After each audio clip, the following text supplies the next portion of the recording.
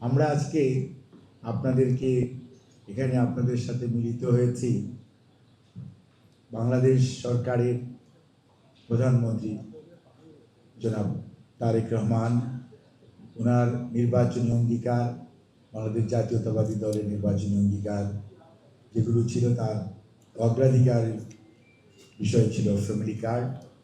সেটি নিয়ে সেই রাজনৈতিক অঙ্গীকার বাস্তবায়নের জন্য মাননীয় প্রধানমন্ত্রী বিগত 19শে ফেব্রুয়ারি মন্ত্রিপরিষদ উপকমিটি গঠন করে দেন মাননীয় অর্থমন্ত্রী জনাব আমির খসরু মাহমুদ চৌধুরী সাহেবের নেতৃত্বে, এবং সেখানে আমরা এই দিকে আমরা যারা উপস্থিত বসে আছি আমরা সবাই সদস্য হিসাবে দায়িত্ব পালন করেছি।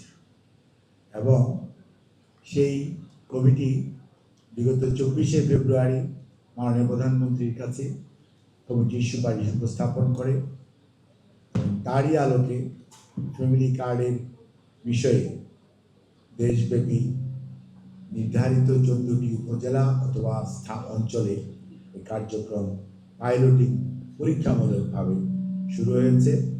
সে বিষয়ে আজকে আপনাদেরকে বিস্তারিত এবং আগামীকাল 10ই মার্চ মাননীয় প্রধানমন্ত্রী ইনশাআল্লাহ এটি শুভ উদ্বোধন ঘোষণা করবেন এবং কার্ড ফিজিক্যালি বিতরণ করবেন।